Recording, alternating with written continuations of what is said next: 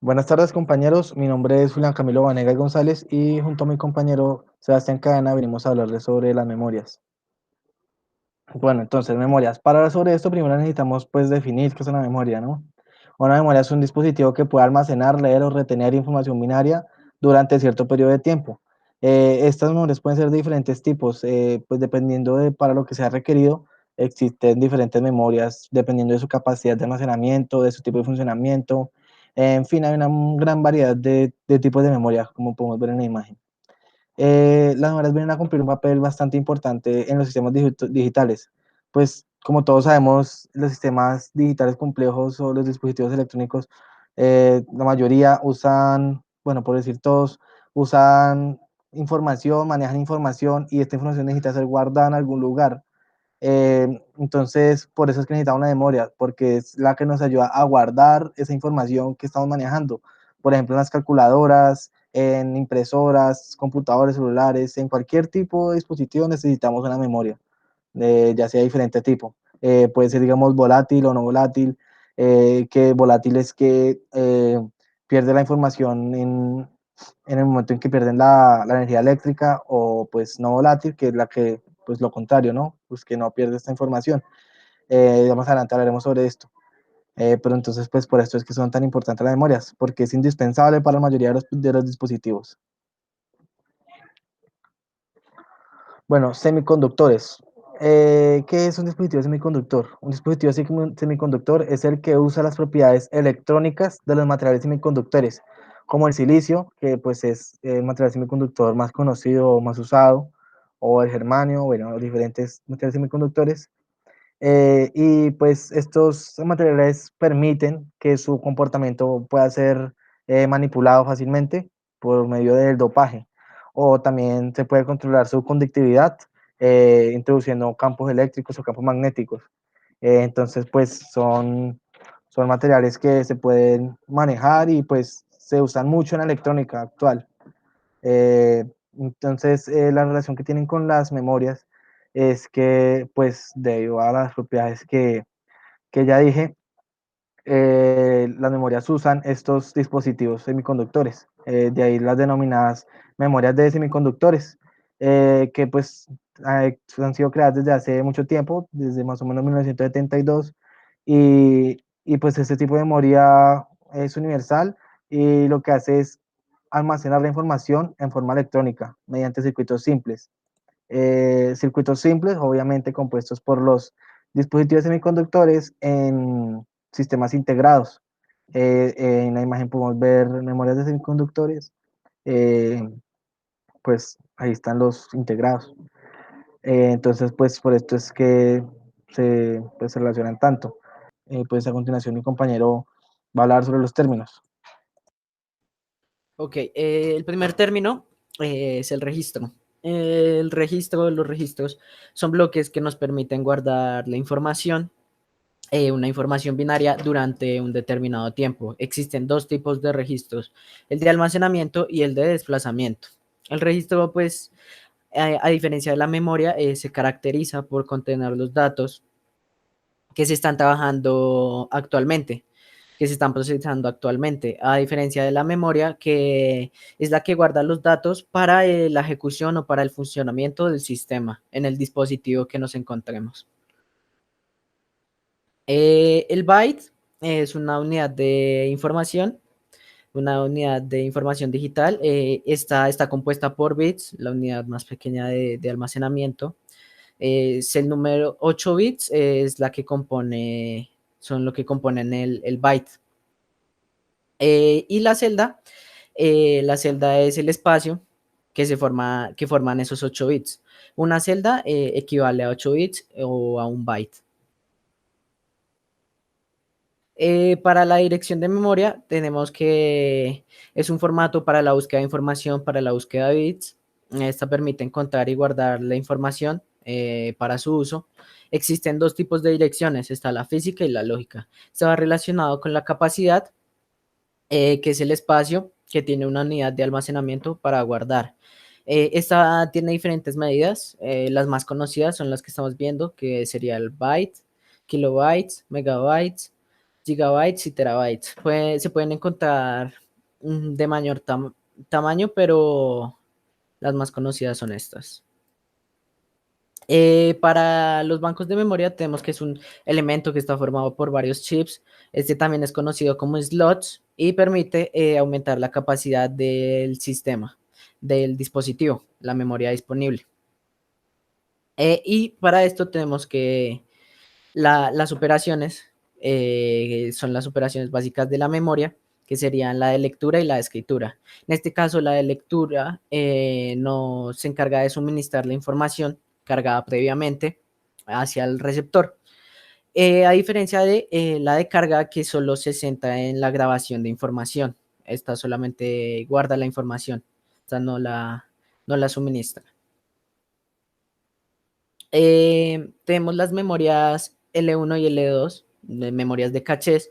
La L1 es una memoria muy pequeña, de una velocidad alta. Estaba integrada con la RAM y generalmente es el caché principal, es la memoria principal de caché.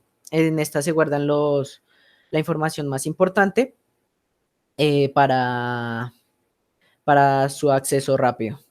La L2 también sirve para almacenar información, pero es más grande, pues es más lenta y esta es conocida como la memoria caché secundaria, que también se encarga de mandarle información a la memoria L1.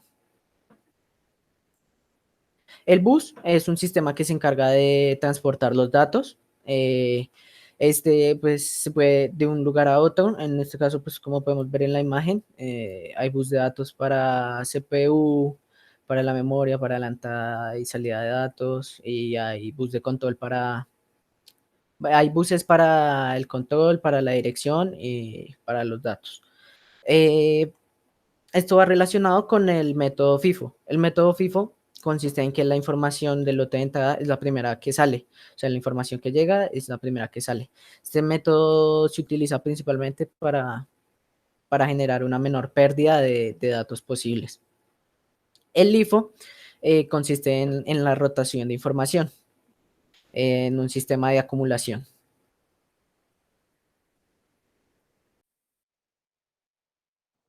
Bueno, entonces ahora sí vamos a hablar sobre los tipos de memoria. Tenemos memoria RAM, ROM y flash. Bueno, pero entonces primero las memorias se dividen en volátiles y no volátiles. Entonces, pues aquí tenemos las volátiles. Una memoria volátil es una memoria que cuando pierde el suministro de energía también pierde la información que está almacenada en esta. Se usa, digamos que más que todo en los ordenadores o de sistemas informáticos similares. Dentro de esas memorias volátiles tenemos la memoria RAM, Random Access Memory. Este tipo de memoria pues es la memoria volátil, digamos que más conocida, más usada en los sistemas informáticos y computadores. Es donde se ejecuta, digamos que la mayor parte del sistema operativo. O sea, se ejecuta digamos que en el momento, ¿no? Porque donde se guarda es en el otro tipo de memoria, que es en la ROM. Pero en la RAM se va ejecutando ese sistema y se va ejecutando las operaciones o todo lo que uno vaya haciendo en el momento. Pero cuando al momento de apagar el computador, la memoria, digamos que ya va a perder esa información y cuando se encienda va a empezar, digamos que nuevos procesos. Entonces, esta memoria eh, digamos que para el momento, ¿sí? En que esté encendido. Eh, También, pues, de su nombre, memoria de acceso aleatorio, se debe a que, pues, en ese tipo de memoria se pueden grabar, escribir o recuperar información en cualquier posición, sin necesidad de seguir un orden, ¿sí? Entonces, por eso es que, pues, recibe este nombre. Esta RAM se divide, pues, en la de RAM y en la SRAM. La de RAM, ¿qué es? Es digamos que una RAM dinámica, ¿sí? Eso es lo que dice su nombre, que es un tipo de RAM que basa su funcionamiento en condensadores. Como todos sabemos, los condensadores van perdiendo su carga progresivamente. Entonces, pues, estas memorias de RAM necesitan un circuito que esté refrescando constantemente los datos para que no se pierdan. Entonces, y pues también necesitan pues la alimentación para que no se pierdan los datos. Entonces, este tipo de memorias se basan en condensadores y necesitan que, pues, que se esté refrescando los datos. Por otro lado, tenemos la SRAM. que es, digamos que lo contrario a la de RAM. Es una RAM estática y pues es un tipo de RAM que basa su funcionamiento en semiconductores y es capaz de mantener los datos sin necesidad del circuito de refrescamiento de datos que tiene la de RAM. Eh, Sin embargo, pues también pierde la información cuando pierde la energía eléctrica, pero no necesita ese circuito de más que usa la de RAM. Entonces, pues estas dos memorias se diferencian en eso. En ese, pues digamos que en sus funcionamientos y pues que la SRAM, debido a que necesita ese circuito, es más rápida, ¿sí? Más rápida que la de RAM. La de RAM tiende a ser más lenta, pero pues es más pequeña y su coste por bit es menor. En cambio, la de SRAM aumenta el coste por bit y pues es mayor. Esta es como la diferencia principal entre estas dos memorias. Y también pues tenemos las no volátiles, que pues ya las explica mi compañero, pues son lo contrario a las volátiles, su información no se pierde cuando se pierde la energía eléctrica, entonces tiene la capacidad de conservar los datos. Entonces Exacto. pues se Eh, usa en aparatos electrónicos portátiles más que todo, o pues en la mayoría de aparatos electrónicos. ok. Entonces, como decía mi compañero, las ROM son memorias no volátiles. En esta, como habíamos hablado anteriormente de las operaciones básicas, esta solo opera la lectura de datos. Entonces, este elemento pues lo poseen la mayoría de dispositivos electrónicos y digitales y en este se guarda la información más importante, debido a que en este la información no puede ser cambiada, solamente es leída, la lectura de datos. Entonces, por eso se guarda el firmware o los datos que hacen posible el funcionamiento de la computadora, el dispositivo en donde se encuentra. Las ROMs programables, esta memoria, como decíamos anteriormente, es de solo lectura, pero posee una serie de fusibles que permiten escribir la información en un momento de la quema del fusible. Esta información solo se puede grabar una vez, una sola vez, y el uso se basa en el manejo de datos en cantidades obviamente menores para la ROM, para la anteriormente explicada. Para la quema de, de los datos, se tiene que cambiar un valor lógico bajo o un bit a cero mediante los voltajes en un rango de 12 a 21 voltios.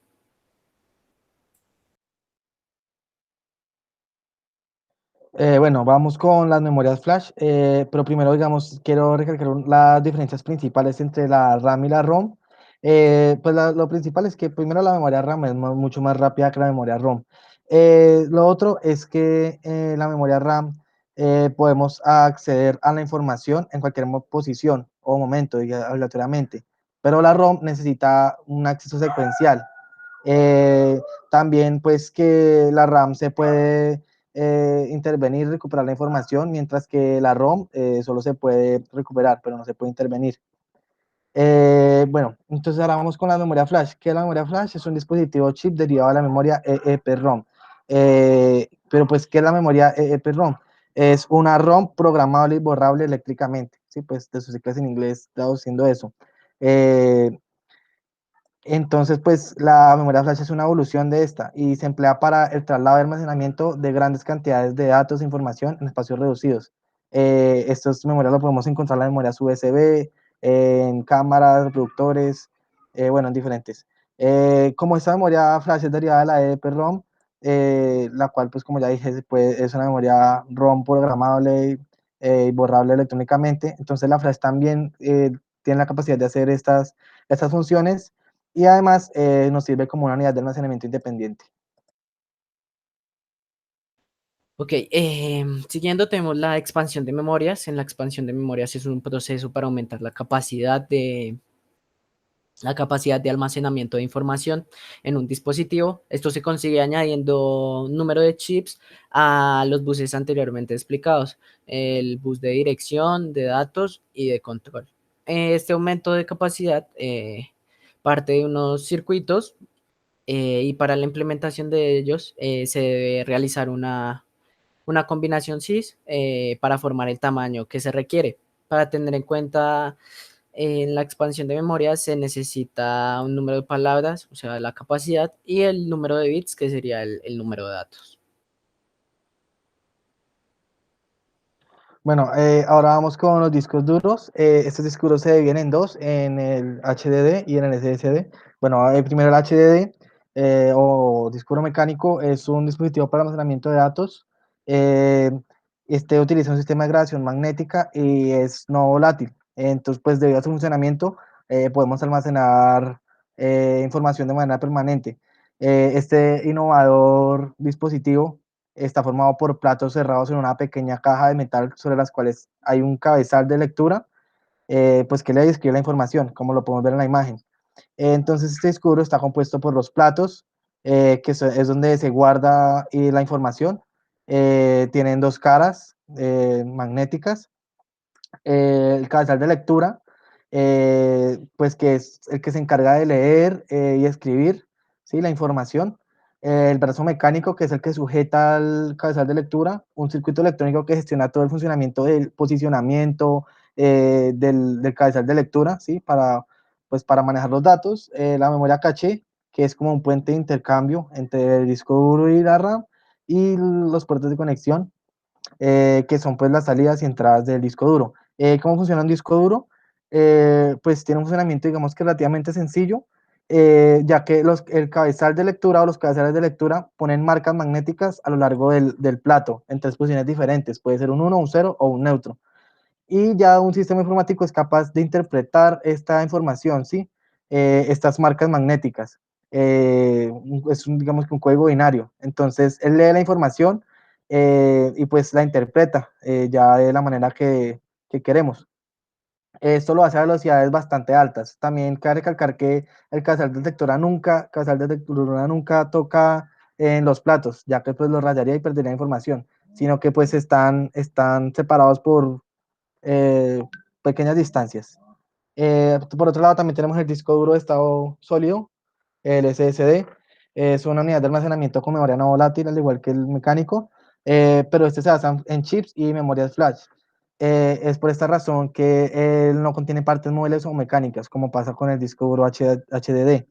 Y su tecnología se basa más que todo en chips de memorias compuestos por puertas lógicas NAND, las cuales están fabricadas con transistores de puerta flotante, que es donde se almacenan los bits. Estas memorias se organizan en una forma de matriz que se llama bloque, y en este bloque, en esta matriz, tenemos las diferentes filas que la componen y pues se llaman páginas. El número de páginas de cada bloque pues determina cuál es la capacidad del SSD. Aquí podemos ver un esquema, tenemos el bloque y tenemos una página en donde están las celdas, y pues también tenemos el esquema de un disco duro sólido. Entonces este es más rápido que el mecánico, y pues relativamente es mejor, pero es más costoso. Ok, para el almacenamiento óptico tenemos que es un método de almacenamiento en donde el dispositivo de almacenamiento óptico se denomina una unidad electromecánica, ya que se realiza mediante un láser para almacenar los datos. Esta unidad electromecánica puede guardar o recuperar datos, o sea, eso nos quiere decir las operaciones básicas de lectura y escritura. Para el funcionamiento de este tipo de almacenamiento se requiere trabajar con CDs, con DVDs, con Blu-rays, que ya que funcionan mediante un haz de láser, que este se encarga de guardar la información en los discos que están hechos de un material especial. En este material pues se guarda la información. La capacidad de almacenamiento de los CDs es aproximadamente de 700 megas y ahorita su uso principal es para almacenar videos, audios y pues datos informáticos. Listo, el almacenamiento en la nube. ¿Qué es el almacenamiento en la nube? Es una nueva innovadora forma de almacenar la información sin necesidad de tener nuestros dispositivos de almacenamiento a la mano físicamente, ¿sí? Ya que esto es un servicio que ofrecen diferentes proveedores, eh, en donde pues las personas pueden guardar información en el Internet, ¿sí? En un lugar específico del Internet, pues ya suministrado por el proveedor. Entonces, la información se guarda pues digitalmente en Internet, no se pierde, y pues así las personas tienen, digamos, que un fácil acceso a esta información, ya que le pueden acceder desde cualquier lugar. Esto no quiere decir que no existan las memorias sí existen, pero la tiene el proveedor y no son memorias cualquiera, son servidores gigantes, computadoras gigantes que llenan las salas de servidores y ahí es donde se guarda la información. Es mucha información, bastante, por eso necesitan servidores gigantes para guardar todo eso que cargan las personas, ¿sí? Entonces, pues esto es un almacenamiento en la nube, una nueva idea de almacenar información sin necesidad de tener nuestros dispositivos a la mano. Ok, finalizando tenemos la jerarquía de memorias. Es una organización en niveles donde la computadora eh, tiene un mejor rendimiento, una mejor capacidad y una mayor velocidad para mantener un equilibrio. El nivel jerárquico en un computador o en un dispositivo vendría siendo primero la CPU, después la memoria caché, la RAM, memoria flash, disco duro, cintas magnéticas y redes. En el diagrama, pues nos explica que en la cima están los registros del procesador donde se presenta una velocidad coste por bit mayor, a diferencia de la parte baja de la pirámide. Y en la parte baja de la pirámide, las copias de seguridad presentan una mayor capacidad, pero una menor velocidad. Listo, pues eso fue todo. Espero que hayan entendido más sobre este tema tan grande que es el de las memorias y pues muchas gracias.